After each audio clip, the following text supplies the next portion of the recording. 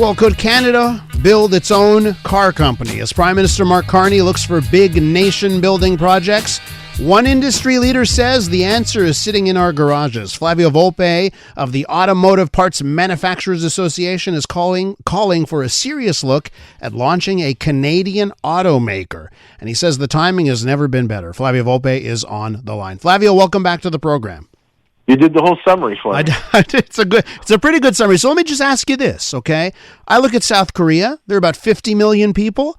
They've got their own car manufacturing business. Canada, we're 40 million. Are we big enough? Yeah, we're definitely big enough. Sweden, with 7 million, started 3 car companies, and Saab, Volvo, and Koenigsegg. The question is, should we do it? Could we do it? And how do you do it in a world where the competition is Chinese and state-owned? And what we came out with last week was an argument that, look, you've had me on your show how many years now where I talk about all the reasons why this is the best place to make cars and parts and tools and batteries. That argument shouldn't just be for foreign investors. It should also be for us. But there's a lot of competing interests in this country. There's a lot of different places where the government should pay attention or give favorable looks to. We didn't start by saying the government should launch a car company. I don't think we should have a government car company. But I do think there's an advantage in partnering with government, whether that's from a tax perspective or a procurement perspective, or, if we line up equity players that are Canadian pension funds, can they give favorable treatment to that type of money? So we said, look, why don't we do the first step right? Why don't we do the plan? Do a feasibility study with the best brains in this country in everything from AI to materials to vehicle manufacture to finance, and come up with the plan, or be humble enough to say, hey, by the way, we took a look. It doesn't work. Let's move on to the next big idea. But does this mean that you feel that the integrated North American auto market, and all of the parts that are made on different sides of the border and end up in vehicles that are made on different sides of the border, do you think that era is ending if you have to seriously look at Canada creating its own auto manufacturer? No, but I'll say that if we're not learning from what we're experiencing the last 5 or 6 months, that we should have a say in the matter. A lot of the angst in our business is decisions made in Washington and Detroit and Tokyo and Wolfsburg are out of our hands. Decisions made in Sweden are out of the hands of potential battery making in Montreal. And I think Mexico, who's under the same threat, the president has announced a company called Olinea. She said, hey, we're going to build some of our own insurance while we continue to work with everybody else. The Vietnamese built VinFast. I can buy it at a mall. Yeah. And designed by Pininfarina, Ferrari's designer. And Turkey did the same thing with Tug. I'm saying that the stakes to be in the big leagues are moving, and having your own automaker means that you have your say even in the toughest times. And who knows, if we can launch a Canadian automaker, maybe we'll still go ahead with a battery plant in Montreal because it'll have a client. Now, let me just ask you, because you mentioned the competition is going to be coming from China, right? And I think we've all seen the electric vehicles coming out of China and the cost, the cost advantage that they have on those Chinese made vehicles. What about partnering with those Chinese companies and having them build in Canada? Do you think that's an option? Well, I think a proper feasibility study will look at all of those things. I have a lot of reservations about dealing with state-owned enterprises in China and finances in China. But, I just came back from a quick 40-hour trip to Italy where I met a company called Microlino that makes city cars that are $20,000, that have a 200-kilometer range, and it's a Swiss-Italian company. We went to learn from them to say, how are you competitive in a Chinese world? There are lots of examples. We're going to study them all, including the Chinese, but also including Jeff Bezos' announcement about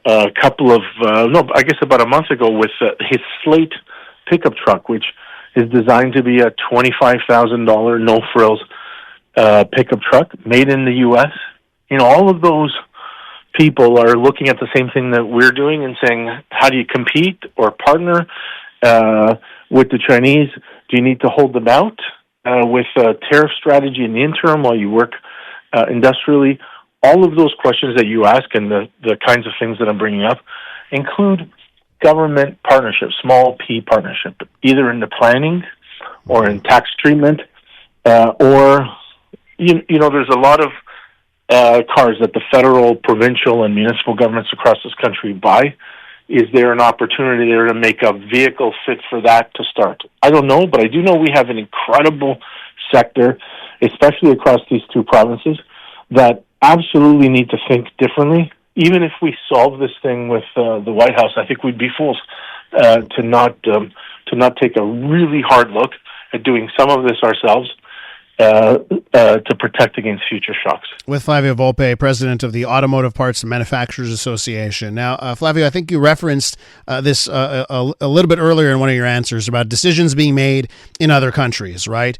But I do look at where governments have thrown piles of cash at in this country. Northvolt, right? That did not work out for the Quebec government. Lion Electric, by the way, Lion Electric has been saved by some investors, at least for the school bus side of things. But that was, that's another thing where the Quebec government threw a ton of money of that. It hasn't worked out. We've seen the Canadian government throw some money at automakers, and so far we haven't seen those returns. So just on that side of things, it seems like sometimes government isn't making the right decisions as to where to throw down their money. So I'm wondering if this really needs to come from the private sector before anything else. Yeah, it absolutely does, and I think you're right. And I'm calling you from the private sector.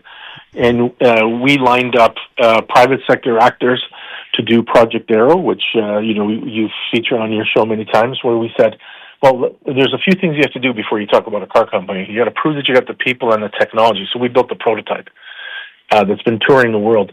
That is industry-led project supported by Ontario, Quebec, and the feds, but not financed by it.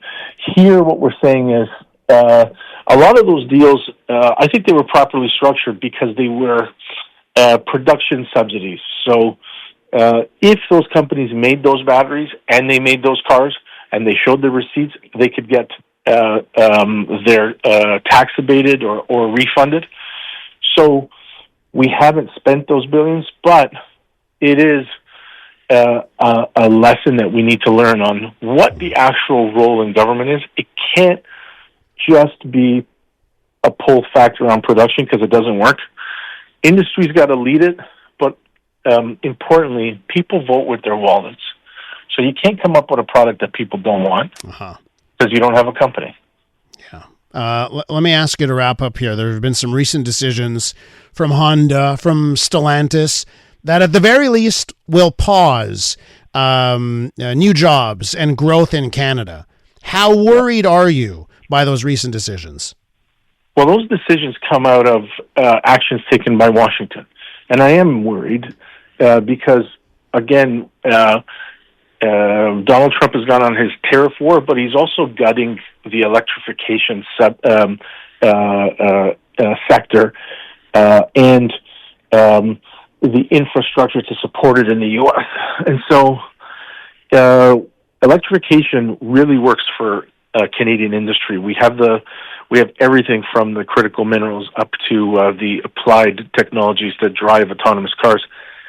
It's part of the reason, what you just mentioned, on why I think now is the time to try to take control of some of this ourselves. And then also, not go in with any sacred cows. I think electrification is where a Canadian car company should go, but it might be stepped. It might be plug-in hybrids that then become battery electric vehicles, or regular hybrids. Canadians have to want to buy it, but there has to be some export demand on it. Otherwise, the companies you just mentioned are some of the biggest car makers in the world who are having a tough time with the White House. I don't think we should be naive to think that we would be immune from that. Flavio, got to leave it there. I want to thank you so much for coming on the show this morning. Anytime, Elias. Flavio Volpe is president of the Automotive Parts Manufacturers Association here in Canada.